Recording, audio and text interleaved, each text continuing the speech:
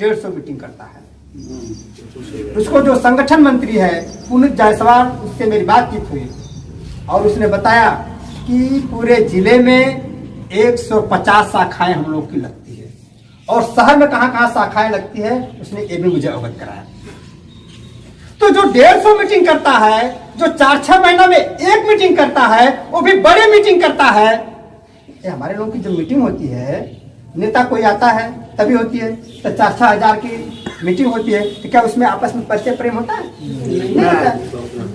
तो क्या बगल में अगर कोई है तो सब लोग तो नेताजी को मुड़ी उसका के दबाओ, सब लोग देख रहे हैं। अब पब्लिक पड़ोस वाले ने कोई हाल चाल कर रहा है, कोई पूछ रहा है, और एक दिन ये सब चीज नहीं होती है। सही बात। इसीलिए हमारे मित्र ने जो बताया 5 चीजें, 5 कर्म करेंगे तो 5 फल आपको मिलेंगे: परिचय, प्रेम, ज्ञान, शील और त्याग। ये जो 5 चीजें हैं, 5 चीज करने के लिए आपको चाहिए समय। इसीलिए हमारे संगठन के लोग कहते हैं, जैसे कि गुरु गोविंद सिंह ने कहा, 5 लोग मुझे अपना सर दे दीजिए, हम आपको आजादी देंगे। ऐतिहासिक बात है। और सुभाष चंद्र बोस ने कहा, तुम मुझे खून दो, मैं तुझे आजादी दूंगा। यहाँ अगर अपने परिवार के अगर खून देवे को हो जाए तो कुछ लोग चकराने लगते, कुछ गरीब बाप ने खून देना है। अगर मैं अगर खून मांगू तो कि पहले के मार के ठीक करा, दूसरे से दूसरी जगह बात ना कह पाओ। इसलिए हम लोग अपने समाज से ये निवेदन करते हैं, ये अपील करते हैं कि आप समय दो, आपको आजादी मिलना सुनिश्चित है। आप समय दो, आपको आजादी मिलेगी, आपकी जरूरतें पूरा होगी, आपके बच्चों को अच्छी शिक्षा मिलेगी, आपको संपत्ति मिलेगी, आप सम्मानित होंगे, आप सुरक्षित रहेंगे और इस देश में समता आएगी, आके रहेगी। इसे कोई रोक नहीं सकता। बिल्कुल सही बात। इसे आप कोई रोक नहीं सकता। लेकिन हमें अपने मानवीय कर्तव्य को पूरा करना होगा।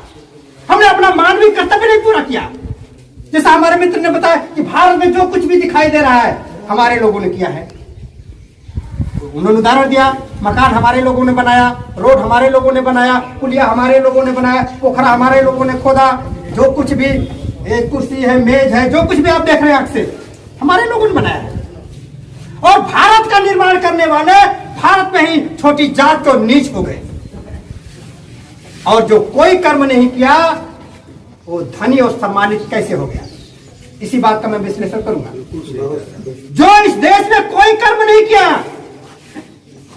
अच्छा खाना खा करके, अच्छा कपड़ा पहन करके, अच्छे मकानों में जो खटिया चारपाई तोड़ता रहा, वो धनी और सम्मानित कैसे हो गया। और जो भीषण गर्मी, भीषण जाड़ा, तड़कती बारिश में जिसने काम किया, वो छोटी जात का और नीच गरीब कैसे हो गया। इसके कार्य को, इसके महत्व को आपको समझना होगा, जानना होगा। अब मैं आता हूं शब्द। मानव जीवन में शब्द ही वो हथियार है। ठीक बस। मानव जीवन में जो शब्द होता है, शब्दों के व्यावृत्ति को समझना ये मानव के बस का नहीं है।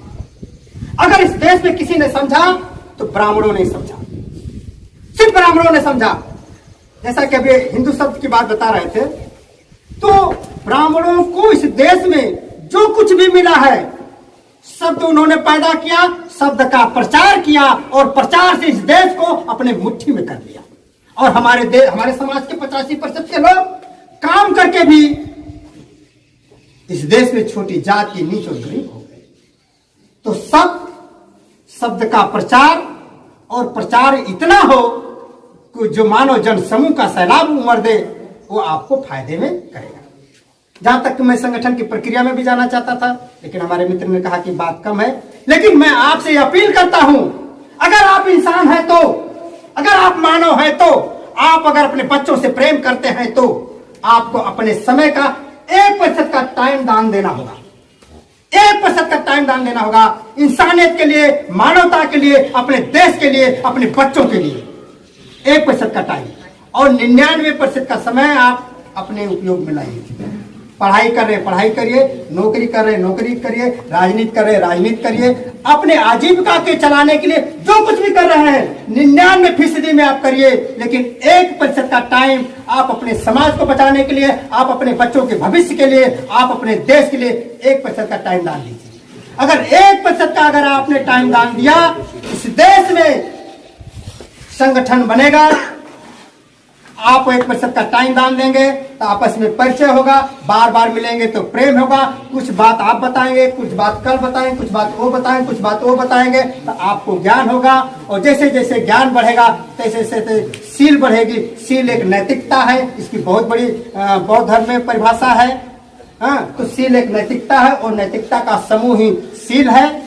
और त्याग, हम अपने बुराइयों को छोड़ेंगे, फिर हम अपने मानव कर्म की तरफ बढ़ेंगे। तो 1% का टाइम अगर आप दान देंगे तो आप मानव बनेंगे। और जो वर्तमान की शिक्षा है, आपको डॉक्टर, इंजीनियर, IAS, PCS तो बना सकती है, लेकिन इंसान नहीं बना सकती। आपकी वर्तमान की जो शिक्षा है, आपको डॉक्टर, इंजीनियर, IAS, PCS सब कुछ बना सकती है, लेकिन आपको इंसान नहीं बना सकती है। और इंसान बनाने की प्रक्रिया में आपको बनने के लिए अपने समय का 1% का टाइम दान देंगे तो आप इंसान बनने की प्रक्रिया में आएंगे। इन चंद शब्दों के साथ मैं अपनी बात को ही रोकता हूँ। सभी लोगों को जय भीम, जय तो मेरे जिला पंचायत क्षेत्र में मैंने एक होर्डिंग लगा दी यादवों के मोहल्ले में, जिसपे पेरियार ललई सिंह की एक तस्वीर केवल मिलती है गूगल पर, वही लगा दी। लोगों ने फोन करके कहा भैया ललई सकलिया बदलिए, क्यों विधायक वाला ललई ना है तब कौन वाला है, हम गूगल पे डालो पेरियार ललई सिंह यादव तो मालूम चलेगा कौन है वो। तब नौजवानों ने डाला, तब शायद उनको समझ आई होगी कौन है। वो भी 4 लाइन पढ़े होंगे, इंटरेस्टिंग तो था नहीं, निरहुआ टाइप का, पढ़े नहीं होंगे। तो समाज कहां जा रहा है, हम किस तरफ जा रहे हैं, यहां पहुंच गए हैं हम। ये स्तर हो गया है हमारा। मैं तो कहता हूं वो हनुमान चालीसा देंगे आपके हाथों में, लेकिन आप संविधान पे अड़े रहना। वो आपको गीता और कुरान देंगे, लेकिन आप संविधान पे अड़े रहना। यदि आप अड़े रहे, डिगे रहे अपने संविधान पे, वो दिन दूर नहीं जब हम देश की हुकूमत पर पूरा काबिज होंगे। और जिन सांसदों ने वहां संसद में फ्री का खाने का काम किया है, कभी बता दो आप पसीने के नाम पे उन्होंने वोट मांगा हो। कौन सा पुदीना वो कराते हैं लखनऊ और दिल्ली में कि एक चक्कर चले गए लौट कर आए तो खांची भर रुपया हो जाता है उस पुदीने को बेचकर। दिल साफ होना चाहिए। मैं बड़ी गंभीरता और पूरी दृढ़ता से इस बात की उसकी शपथ ले सकता हूं, तब आज ये बोल रहा हूं। चुनाव के पीरियड में लाखों रुपया खर्च करने के बाद कोई नेता रिस्क नहीं लेता है, हर रास्ते अपनाता है कि चुनाव जीतने के लिए जो करना पड़े कर लो। लेकिन आप, मेरे लैपटॉप में मेरी पुरानी वीडियो है, फेसबुक पे मेरी वीडियो है, खुलेआम माइक से मैंने कहा ठाकुरों ब्राह्मणों को वोट की जरूरत विक्की यादव को नहीं है। हैसियत किसी नेता की, कह के दिखा दे मुझे बड़े मंच से। चुनाव पीरियड में 4 दिन मतदान को बचा और माइक से बोल दे ठाकुरों ब्राह्मणों को वोट नहीं चाहिए। है हैसियत किसी की? जिसकी हैसियत ये होगी कहने की, वही सदन में जाना चाहिए और वही आपके लिए काम कर पाएगा, नहीं तो नहीं कर पाएगा। खुलेआम मैंने बोला इस चीज को। और जो भी दारू की बात किया, भैया एक पेटी वोट नहीं चाहिए तेरे मोहल्ले की। भाई ने बताया कि सदन में लोग हैं, आवाज नहीं उठाते। मैं कह रहा हूं कि यहां बैठे लोगों से सवाल है मेरा, कितने लोगों ने गरीबी के नाम पे वोट दिया है? कितने लोगों ने लाचारी बेबसी के नाम पे वोट दिया है? कितने लोगों ने बुजुर्गों के भविष्य और उनके हक अधिकार की, उनके खुशहाल जीवन के नाम पे वोट दिया है? कितने लोगों ने अपने बच्चों के नौकरियों के नाम पे वोट दिया है? कितने लोगों ने महिला सुरक्षा की बात सुन करके वोट दिया है? आपने वोट दिया है शमशान घाट और कब्रिस्तान के निर्माण पर। आपने वोट दिया है मुसलमानों को ठोक कर ठीक कर देने के लिए। आपने वोट दिया है कांवड़ यात्रा में डीजे बजाने के लिए। आपने वोट दिया है हेलीकॉप्टर से कांवड़ियों पर फूल बरसाने के लिए। जब उग्रवाद के नाम पे आप वोट देंगे तो कहां से आप शिक्षा और संविधान की बात करेंगे? बता दीजिए आप, इतनी उम्र लोगों की हो गई है, संविधान के नाम पे वोट मांगने आया कोई? किसी ने कहा कि हम आपको संविधान के दायरे में रख करके आपको खुशहाल जिंदगी देने का काम करेंगे, जैसा मेरे भाई जौनपुर से चल के आगे बताए। हमारे वकील साहब जिनसे ताली के विषय पर डिबेट में बहुत मोहब्बत है इन्हें, ये मेरी बात का बुरा नहीं मानेंगे, लेकिन मैं ये जानता हूं आईएएस की परीक्षा में 3-3 बार बंदा बैठने के बाद सिर्फ इसलिए भगा दिया जाता है क्योंकि ये मूल निवासी समाज का रहता है, वेल एजुकेटेड। आज हमारे बीच में झक मार रहा है। ये जो ज्ञान इनके अंदर है कहां जाएगा? यही ज्ञान इनका शमशान घाट या कब्रिस्तान में चला जाएगा और पूरा समाज इस चीज से वंचित रह जाएगा। हमें एकजुट होकर के इस बात की आवाज उठानी पड़ेगी। कभी बता दीजिए, जब हम जिस बात के लिए वोट करेंगे वो चीज हमें मिलेगी। खैर पॉलिटिकल बात नहीं कर सकता हूं, लेकिन क्षमा चाहता हूं कि कुछ तो कहनी पड़ेगी पहली बार इस गांव। और इस सवाल का जवाब देने के लिए मुझे लगता है कि आपका यह सानिध्य मेरे लिए बहुत पतित है, बहुत पावन है। मेरा दायित्व बनता है कि मैं इसको स्पष्ट करूं। जिसके पग न फाटे वे भाई, वो क्या जाने पीर पर आई। जितने भी सांसद सदन में पहुंचे हैं, अभी मेरी एक वीडियो वायरल हुई थी बड़ी जोरदार, जिसमें मैंने एक ब्राह्मण को चंदा देने से इस बात के लिए मना कर दिया कि तुम स्कूल बनवाओ तो कई लाख रुपया दूंगा, प्राइवेट विद्यालय बनवाओ तो कई लाख रुपए दूंगा, लेकिन तुम्हें मंदिर बनवाने के लिए चंदा नहीं दूंगा। और नहीं तो तुम मुझे तय कर दो आज कि मंदिर बनवाने के लिए चंदा मैं तुम्हें तब दूंगा जब मुझे बता दो उससे मिलने वाली आय का कितने % हिस्सा तुम मुझे दोगे। मैंने गलत तो नहीं कहा? अगर 50 रुपया मैं कहीं इन्वेस्ट कर रहा हूं तो उसकी कीमत मुझे चाहिए, महीने की तनख्वाह उसमें मुझे चाहिए, उसके प्रॉफिट का शेयर चाहिए। ये सवाल करते हुए मैंने उसे चंदा देने से मना कर दिया और मेरे किसी साथी ने बगल मोबाइल रख करके उसको रिकॉर्ड कर लिया। क्योंकि जिला पंचायत का मेंबर्स हूं, तो एक ग्रुप ब्राह्मणों का है, दुबे विकास मंच करके व्हाट्सएप का ग्रुप है मेरे मोबाइल में। तो वो अक्सर मुझे उसमें सिर्फ इसलिए जोड़े हैं कि मेरी बेइज्जती कर सकें, ताकि लगभग 170-75 हैं ग्रुप में मेंबर, सब ब्राह्मण हैं, इकलौता अहिर हूं, और सिर्फ इसलिए जोड़े हैं कि मेरी बेइज्जती कर सके। जब जब सरकार द्वारा कोई कदम उठाया जाता है, जब समाज के मुद्दों के मूल्यांकन की बात होती है, जब हमारे मूल निवासी समाज के हक अधिकार की बात होती है, तो इन लोगों को जो कष्ट होता है या इनका जो उल्लास होता है उसको मेरे सामने व्यक्त करके मेरी मानसिकता को दबाने के लिए उस ग्रुप में मुझे जोड़ा है। तो मुझे भी एक वीडियो मिल गया जिसमें खुद ही मैं नायक के रूप में दिखाई दे गया। मुझे लगा इससे बढ़िया इनके ऊपर कुठाराघात दूसरा नहीं हो सकता है, और मैंने डाल दिया उसी ग्रुप में। अब इन्होंने क्या किया, तुरंत हैशटैग करके लिखा कि अगली बार जमानत जब्त हो जाएगी, और यह कहते हुए उस वीडियो को खूब वायरल किया ताकि मेरी खूब बदनामी हो। देश का कोई राज्य नहीं होगा हिंदी भाषी जहां से मुझे फोन करके अच्छे अच्छे शब्द सुनने को न मिले। और जिसने भी फोन करके कहा मुकदमा करूंगा, ये करूंगा, वो करूंगा, सबसे मैंने फोन तुरंत उसी लहजे में जवाब देते हुए कहा कि मान्यवर सब करो, लेकिन ध्यान रखना मेरे संविधान के दायरे में मत करना। क्योंकि मैंने संविधान की बात करी है, उसमें न्यायालय की बात करी है। मैंने उसमें साफ कहा था कि तुम्हारे शंकर की औकात नहीं है कि मुझे जिला पंचायत की कुर्सी दे दें। मेरे संविधान की देन है कि अहिर जिला पंचायत बन गया। तुम्हारे शंकरों का जब राज था, तुम्हारे विष्णु महेशों का जब राज था, तो मेरा क्या अस्तित्व था मेरे पूर्वजों का, ये मैं जानता हूं। सीधी सी बात है। तो उन्होंने कहा कि आपने मेरे भगवान का अपमान किया है उस वीडियो में। मैंने कहा ठीक है, तुम्हारे भगवान का अपमान किया हो, जाके बोल देना अपने भगवान से, विक्की यादव ने भगवान आपका अपमान कर दिया। बैठ के नंदी पे लिए भाला त्रिशूल भागे चले आवे पत्थरपुर में, ठीक कर दूंगा उनको ठोक ठाक के। हमारे लठई तुमको सही कर देंगे। लेकिन ध्यान रखना, तुम्हारा शंकर भी बाद में जाएगा FIR नोट कराने हमारे संविधान में, वहां भी ठोकूंगा उसको। तो ये उनको लगा कि उनकी आस्था पर चोट है, तो ऐसी आस्था पर चोट हम लगातार करते रहेंगे, कोई एतराज नहीं। दूसरी बात यह है, सपाई हैं लोग, कहते हैं हम सपाई हैं, लोग कहते हैं हम कांग्रेसी हैं, हम बसपाई हैं। पाई कहां निकलता है? धान में ना।